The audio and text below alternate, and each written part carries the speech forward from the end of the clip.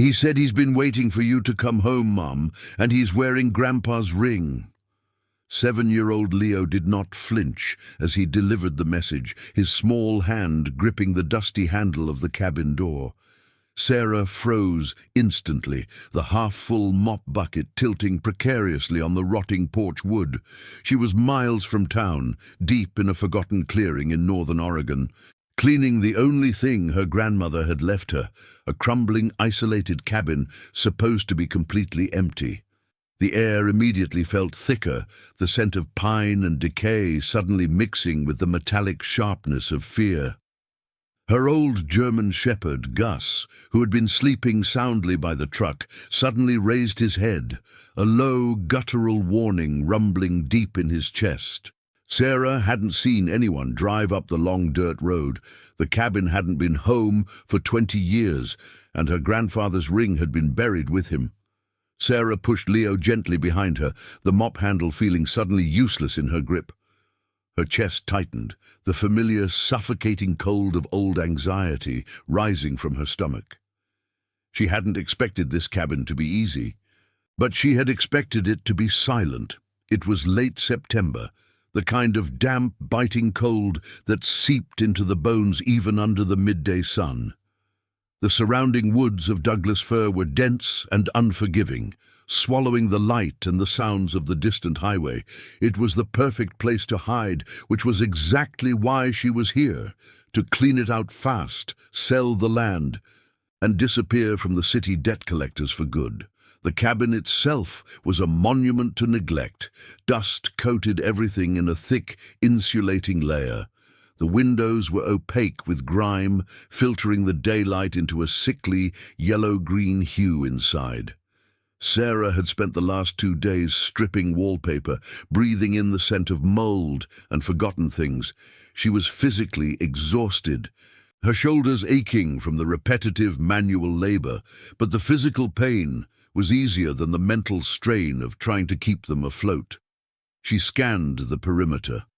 No car tracks besides her beat-up Ford Ranger, no footprints near the porch. Her grandmother, Alice, had lived here alone for 30 years after her husband died, growing more reclusive and suspicious with every passing decade. Sarah remembered visiting once as a child, the overwhelming sense of being unwelcome, always being told to stay outside the main room.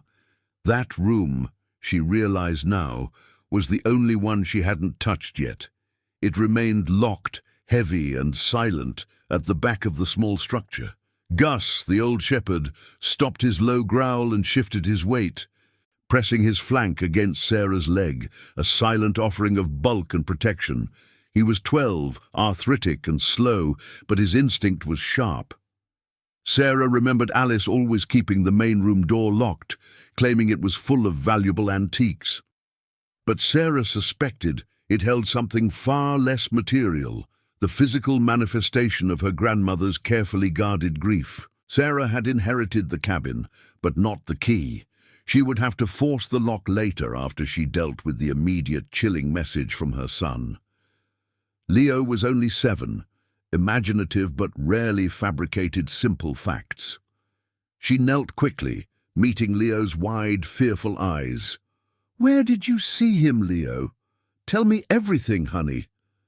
Her voice was low, carefully controlled, trying to erase the tremor she felt in her own hands.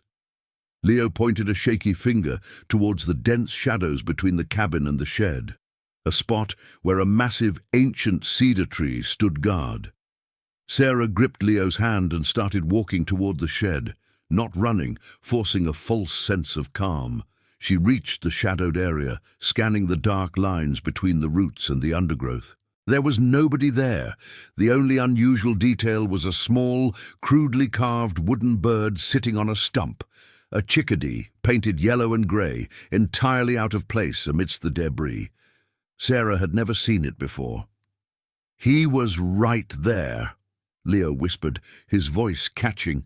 He didn't look scared now, just confused. He said he was waiting for the light to come back to the window. Sarah studied the area for a minute longer, dismissing the whole thing as a strange figment of Leo's loneliness. or perhaps a lingering sense of her grandmother's eccentric history. She picked up the wooden bird, its surface smooth and cold, and placed it in her jeans pocket. She had too much to do to panic over a ghost story. She needed water and supplies, and she needed to force that lock. She walked them back toward the truck. The road trip had been grueling, and they were running on cheap gas station coffee and dried cereal. Sarah had been surviving on practical motions for months, driving, calculating expenses, scrubbing floors. Emotions were a luxury she couldn't afford. She had sold everything she could and rented a tiny storage unit for the rest before fleeing the city, all to put distance between Leo and the escalating trouble. As she reached the driver's side, a modest, slightly mud-splattered Subaru pulled off the main dirt track. It stopped a safe distance away. A woman stepped out, maybe mid-40s, wearing practical work boots and a flannel shirt, her dark hair pulled back severely in a ponytail. She looked tired, her face etched with the kind of exhaustion that comes from hard daily effort, not drama. She didn't approach immediately, respecting the space. "Excuse me," the woman called out, her voice clear but not loud. "I'm Jessica. I live about a mile down the road. Alice used to call me if she needed anything heavy moved or a jump start. Just saw your truck up here for a couple of days and wanted to make sure you were okay." Sarah relaxed her stance slightly. This wasn't the threat Leo described. This was the local reality check. "Sarah, we're fine. I'm Alice's granddaughter, just cleaning up the place to sell it."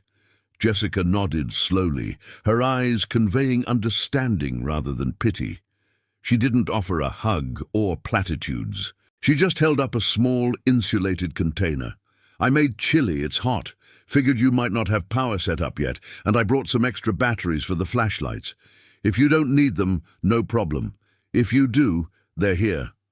It was an offer of immediate practical support, stripping away the need for social negotiation. Leo, still holding Sarah's leg, immediately smelled the food. Jessica didn't even look at him, addressing Sarah directly, treating her as the authority. "That is really kind of you, thank you," Sarah admitted, the relief making her voice slightly hoarse. She hadn't realized how hungry they were. Jessica set the container and a small bag of fresh biscuits on the hood of the truck, stepping back instantly, giving Sarah total control over the interaction. She then looked thoughtfully at the locked main room window. Alice always kept that side of the house shut up tight, said there were things in there the world didn't need to see. Where are you watching this story unfold? Let me know in the comments below. Jessica's casual mention of the locked room cut through the tension Sarah felt. It wasn't curiosity, it was local knowledge. Sarah felt a faint flicker of connection, a shared history of knowing Alice's eccentricities. She accepted the chili container and the batteries. "We appreciate this. We really do. We've been living off crackers." Jessica shrugged, pulling a pair of worn leather work gloves from her back pocket. "It's just chili. Less food waste this way. Listen, I noticed you have a padlock on the shed door that's rusting through. If you're going to be here, you might want to switch it out. I have a spare heavy-duty one in my truck, unused." Sarah looked at the shed. She hadn't even checked the contents, only noted the padlock was nearly fused with rust. Practical help again, no strings attached. That would be great. I didn't even think about the shed. Jessica retrieved the padlock and walked toward the small, dilapidated shed, taking the initiative without being pushy. Leo, meanwhile, was already carefully opening the chili container, inhaling the steam with profound dedication. Gus, sensing the relaxed atmosphere and the proximity of food, lay down with a sigh, resting his muzzle on his paws. Sarah watched Jessica efficiently cut the old, rusted shackle with heavy-duty bolt cutters. The physical competence was appealing. It was quiet strength. Jessica didn't look up as she worked. The first few winters here are brutal if you're not ready for the isolation. Alice had a wood stove, But I think the chimney needs a serious sweep. You planning on staying through the end of the month? Just long enough to sell the property. We have to get back to the city, Sarah replied, the lie feeling heavy. She wasn't going back to the city. She was trying to figure out how to rebuild a life out here with zero resources. Jessica paused, the old padlock finally giving way with a sharp snap. She opened the shed door slowly. The interior was dark, smelling of sawdust and oil. Instead of the typical gardening tools, the space was stacked high with neatly bound bundles of dried, aged kindling and logs, enough firewood to get through the coldest winter. Everything was covered with a heavy, thick tarp. Well, at least Alice prepped for the cold. She always did that, even when she claimed she was getting out next Tuesday, Jessica said, smiling faintly. As Sarah looked at the organized chaos in the shed, a wave of weariness hit her. She felt exposed in the wilderness, ill-equipped for this level of isolation. She realized Jessica wasn't just offering chili. She was offering a lifeline of local knowledge and preparation. "Do you want me to help you put that new lock on?" Sarah asked, stepping closer, ready to share the labor. "Sure," Jessica said simply. "Hold this end of the shackle tight." The brief, shared task created a small, safe pocket of normalcy in the wild. Leo was eating chili, Gus was guarding the scene, and two tired women were securing a rusty shed with a new piece of hardware, exchanging no more than 6 words about the task. It was silent teamwork, a tiny, necessary connection in the middle of nowhere. Later that evening, after Jessica had left with a brief promise to check in the next day, Sarah and Leo were huddled inside the cabin. Sarah had managed to light one of the old kerosene lamps. The air still felt heavy and cold, but the small, concentrated beam of light provided a fragile barrier against the vast darkness outside. Leo was already asleep on a makeshift bed of blankets. Sarah sat on the floor, picking at the peeling vinyl of the floor tiles, feeling the immense weight of the decisions she'd made. She was staring at the heavy, wooden door to the main room, still locked, still a mystery. She reached into her pocket, pulling out the small wooden chickadee Leo had found. She turned the carving over and over in her fingers. The paint was thick in some places, thin in others. It wasn't professional work. It was homemade, crude, yet handled with care. The sight of the bird triggered a deep, familiar ache in her chest, sharp and quick. She hadn't consciously thought about that day in years, the memory buried under layers of adult defense mechanisms. She was 10 years old. It was her birthday. Her parents had promised to take her to the city zoo. She had dressed in her best, stiff denim dress, clutching a drawing she made of a lion. She waited on the porch swing, excited, watching for the car. The morning turned to afternoon. Her parents never showed. They had simply forgotten. They were frequently distracted, always focused on their next project, their next opportunity. Sarah often felt like an inconvenient footnote in their busy lives. That day, heartbroken and unable to cry, she had gone into the backyard shed. Not Alice's cabin shed, but the shed behind their suburban rental house. She found a small, unfinished block of cedar wood. She picked up a sharp kitchen knife, too sharp for a child, and started whittling. She spent hours carving a single, ugly, lopsided bird. It wasn't meant to be pretty. It was a physical outlet for the confusion and deep, silent rejection. She finished it, painted it green with old house paint, and then deliberately crushed it beneath her boot heel. The sound of the dry wood splintering was the only release she allowed herself. That was the core of her fear, the reason she fought so hard against any dependence. The utter loneliness of being forgotten by the people who were supposed to be her center. She looked at the chickadee in her hand now. It was similar in style, rough and loving. It reminded her of her own solitary effort decades ago. She wondered who made this one and why. Was it Alice or the man Leo had seen? She slowly walked over to the locked door. She ran her fingers over the cold brass knob. She had a crowbar in the truck. It was time to face whatever ghost Alice had locked away. She needed to know what was in the room so she could sell the house and finally build something stable for Leo. She would not forget him the way she had been forgotten. She quietly slipped out the back door, heading for the tools. The locked room yielded with a splintering groan. Inside, there were no antiques, only more dust and a single heavy oak desk, placed precisely in the center of the otherwise empty room. Beside it sat a sealed tin box. Sarah opened the box to find not money, but stacks of meticulously organized old correspondence, letters tied with thin twine dating back 40 years, and among them a heavy men's gold signet ring. It was exactly like the one Leo had mentioned. The next few days settled into a strange, functional routine. Jessica would arrive around mid-morning. She didn't hover. She brought coffee in a thermos, strong and black, and started tackling the outside chores Sarah hadn't even recognized needed doing, clearing the deadfall, repairing a loose shingle, checking the pressure of the small well pump. Sarah focused on the letter.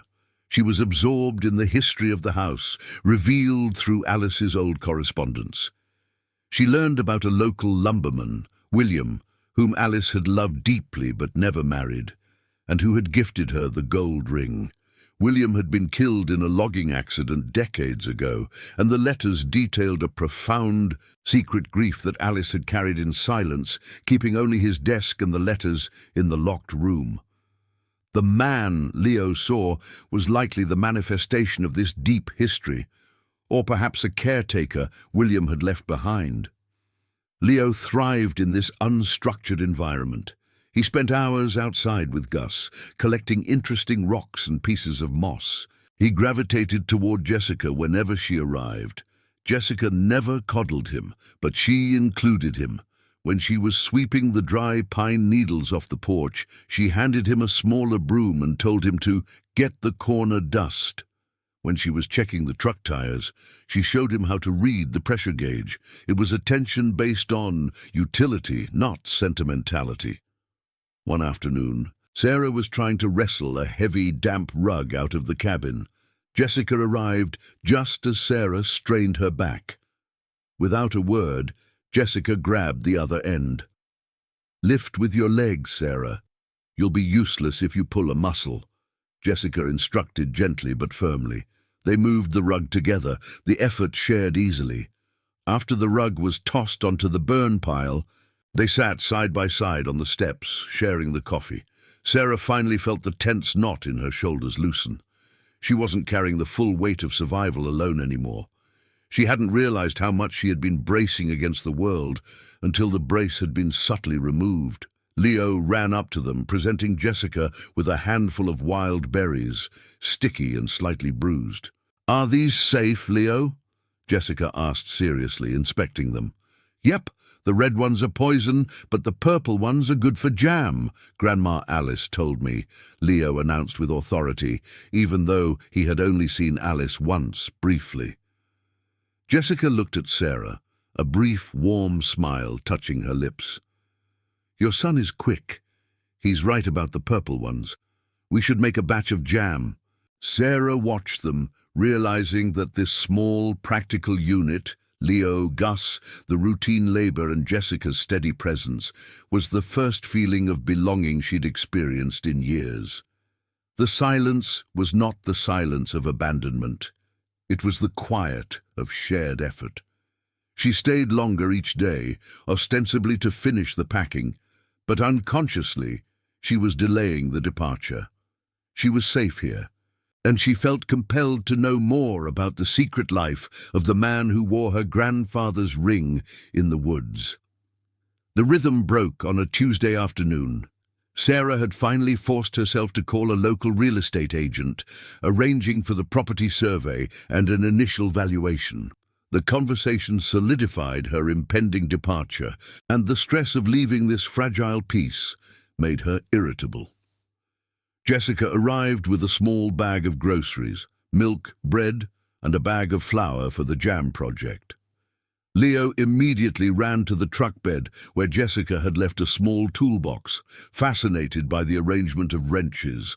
Sarah was sitting at Alice's old oak desk, immersed in the final batch of letters. She found one from William, dated shortly before his death. It detailed a small sum of money he had invested decades ago, meant to fund a future project for Alice, urging her to find a certain lawyer in Portland if she ever needed help. Alice had never touched it.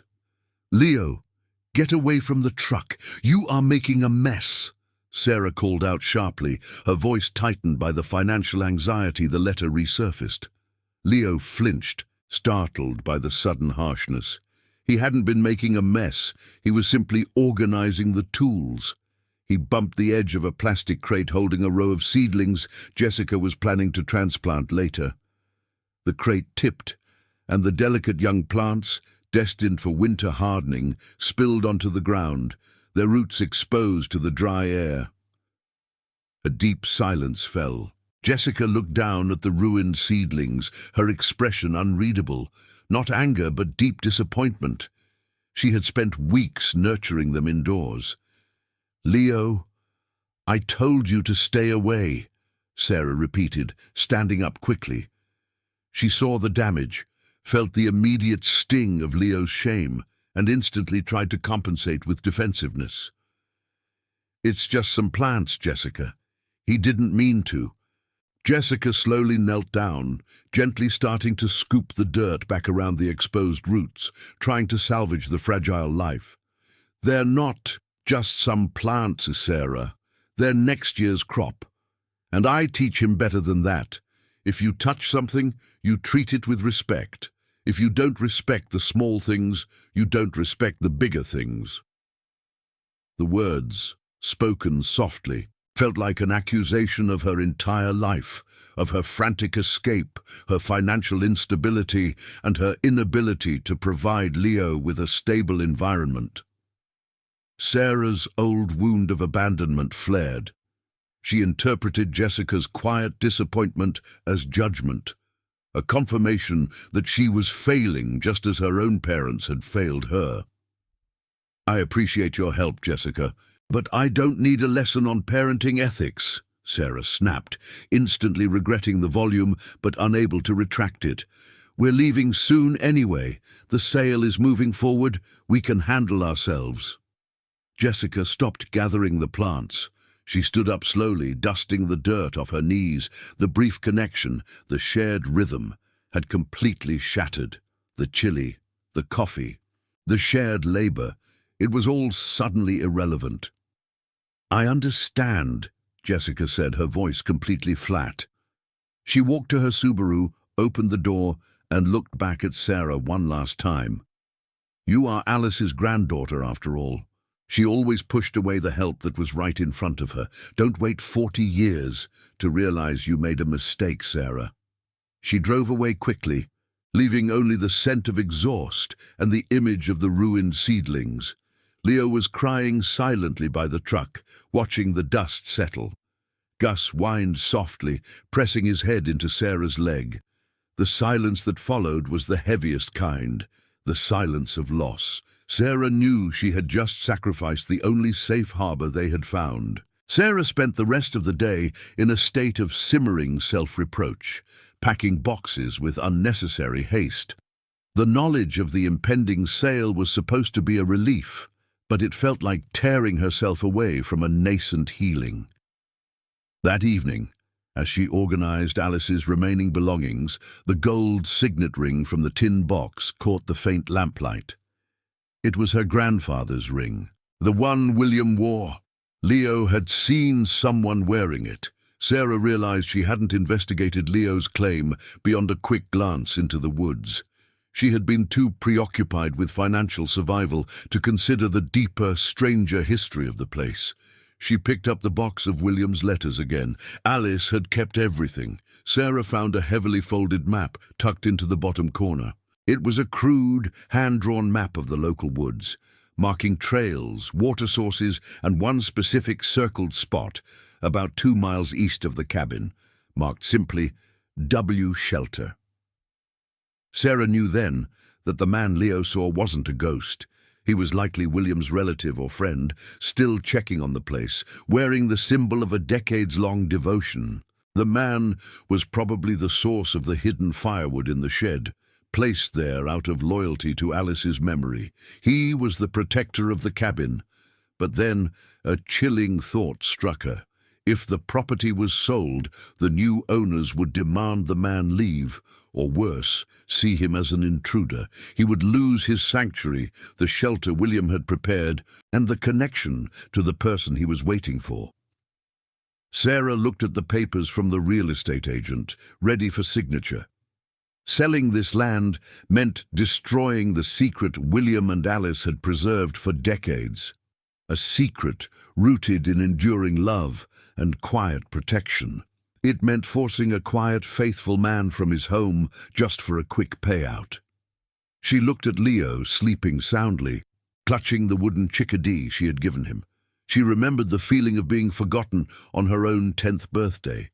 She had promised herself she would never prioritize money or distraction over the stability and safety of her son. The quick sale offered financial relief, but it would teach Leo that belonging was disposable, that every connection came with an expiration date. Sarah made a silent decision. She picked up the phone and cancelled the property survey, citing unforeseen legal complications. She then spent an hour online, researching the lawyer mentioned in William's letter. She knew the amount Alice had invested was small, not enough to live on, but enough to hold the land for a while. The real transformation came when she acted on William's map. Early the next morning, before Leo woke, Sarah took the old gold ring, a flashlight, and a thick new wool blanket from her truck. She followed the crude lines of the map, pushing through dense undergrowth until she found the shelter, a sturdy, expertly constructed lean-to hidden in a small rocky outcrop. She didn't knock. She simply left the new blanket neatly folded near the entrance, placed the gold signet ring on a flat stone beside it, and then retreated silently. She wasn't seeking an introduction or thanks. She was making a statement of protection. I see you. You are safe here. I won't disrupt this peace. She chose to protect William's legacy and the silent man who carried it, choosing stability and belonging over immediate, disposable cash. 3 days passed without contact with Jessica. Sarah kept busy, moving their few belongings back into the cabin, stripping off the moldy wallpaper and exposing the solid, honest wood beneath. She cleaned out the well pump and started working on the block chimney, using the money from William's small investment to buy necessary tools, not a ticket out. The cabin was no longer a temporary stop. It was becoming a project, a commitment. The air remained cool and crisp, but Sarah felt warmer inside. The guilt about the rupture with Jessica was heavy, but the action she took, the cancellation of the sale and the silent offering at the shelter, eased the older, deeper pain of feeling like a failure. On Friday morning, Sarah was standing on a rickety ladder, trying to install a new pane of glass in a broken window. She was struggling with the precise alignment, her movements jerky with frustration. A truck pulled up, not Jessica's Subaru, but a heavier, older pickup, maroon, beat up, and carrying a load of firewood. The driver, a man in his late 60s, sturdy and weathered, wearing a baseball cap pulled low, got out. He looked exactly as Sarah imagined William's contemporary would look, quiet, capable, and used to solitude. He looked toward the deep woods, then back at Sarah. He wasn't wearing the ring. He walked past Sarah without acknowledging her, straight toward the shed. He opened the door, inspected the new lock and nodded slightly. He then returned to his truck and began unloading the massive, perfectly split oak logs onto the ground next to Alice's burn pile. Sarah, still perched awkwardly on the ladder, watched him. This was the man Leo saw, the man Alice protected. He finished stacking the wood, an immense professional stack, and then looked up at Sarah. He pointed a silent finger at the loose glass pane. He climbed the ladder effortlessly, taking the setting putty from her hand. His movements were slow and deliberate. In 2 minutes of focused, quiet effort, he secured the glass perfectly. He didn't say a word about the blanket, the ring, or the ruined seedlings. He simply helped. As he descended, he paused and looked at the gold ring Sarah had slipped onto a heavy chain around her neck. He nodded again, a look of profound, aged relief crossing his face. Then, the Subaru arrived. Jessica stepped out, carrying the bag of flour and a jar of purple jam, already made. She walked towards Sarah and the older man. "Dale, you got the stack done already?" "That's fast work," Jessica said to the man. "She needed the wood," Dale replied, his voice rough from disuse. Jessica turned to Sarah, her expression still guarded but softer than before. "I heard you pulled the listing. That takes backbone, Sarah. This place needs someone with backbone." Leo emerged from the cabin, rubbing sleep from his eyes. He saw the jam and then noticed Dale, the man with the wood. He walked right up to Dale's knee and looked up at the weathered face. "You're not wearing the gold ring anymore," Leo observed, his voice completely clear and honest. "Did you find the light again?" Dale knelt down slowly, meeting Leo's gaze. He reached into the breast pocket of his denim jacket and pulled out the small wooden chickadee carving Sarah had left at his shelter. He handed it to Leo. "I was waiting for the light to come back to the window," Dale confirmed, his voice barely a whisper. "It did. And I found something better than gold." He looked directly at Sarah, acknowledging the unspoken choice she had made. The rupture was gone, replaced by mutual understanding. Winter arrived early in the valley, coating the fir trees in a dusting of crystalline snow. Inside Alice's old cabin, the transformation was complete. The air no longer smelled of mold and neglect, but of burning oak and baking bread. Sarah had scrubbed the walls clean, covered the broken vinyl with old rugs, and installed the small wood stove properly. The light that filtered through the new window pane was warm and yellow. It was Sunday afternoon. Sarah was kneading bread dough on the newly cleaned oak desk, William's desk, which now served as a kitchen island. Leo was sitting by the stove, meticulously trying to carve a new wooden animal under the watchful, critical eye of Dale, who had quietly established himself as the unofficial community handyman and Sarah's silent mentor in mountain living. Dale had come down from his shelter for the day, bringing fresh trout from the river. Jessica arrived with a thermos, not of coffee, but of hot cider, and a stack of overdue library books for Leo. She looked less tired now, her work ethic unchanged, but the sharpness around her eyes had softened. She didn't stay long, but her presence was a constant stabilizing force, the neighbor who had quietly become the anchor. Sarah watched them all, Dale teaching Leo the patience of whittling, Jessica sharing a book recommendation and the warmth of the cider. Gus sleeping deeply by the fire, no longer needing to stand guard. The cabin was small, the resources were still limited, but for the first time in her life, Sarah felt rich, not in money, but in security. The fear of being forgotten had been replaced by the certainty of being needed. The real estate papers were gone, replaced by building permits. Sarah was using William's small fund, not to escape, but to fortify this life. She had decided to turn the cabin and the land into a small, sustainable rental property for weekend hikers, utilizing the knowledge Jessica and Dale possessed. It wasn't a glamorous future, but it was honest, rooted, and hers. She thought back to Leo's first shocking statement. He said, "He's been waiting for you to come home." Sarah finally understood. The man wasn't waiting for Alice or for a return to the past. He was waiting for the house to be claimed by someone who understood that protection was more valuable than profit, someone who chose to honor quiet history. He was waiting for the light of commitment and care to return to the window. She looked at the circle around the stove. The aging man, the practical neighbor, her dedicated son, and the loyal old dog. There were no blood ties here, no legal definitions, but an absolute, undeniable web of mutual protection and belonging. Family wasn't planned, it was chosen quietly every day. "Leo, come wash up, dinner's ready," Sarah called out, her voice calm and strong. Leo looked up, holding his half-finished carving. "Is this home, Mom?" Sarah smiled, the gold ring heavy and comforting against her skin. "Yes, honey, this is home." If this story touched your heart, please give us a thumbs up, share your thoughts on Unexpected Family in the comments below, and subscribe to the channel for more powerful true-to-life narratives.